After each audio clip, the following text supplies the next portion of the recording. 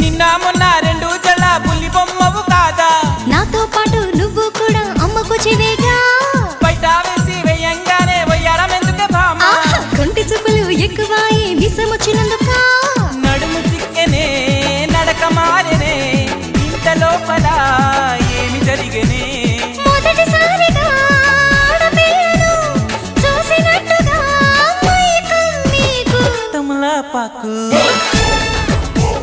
నమలి సొక్కు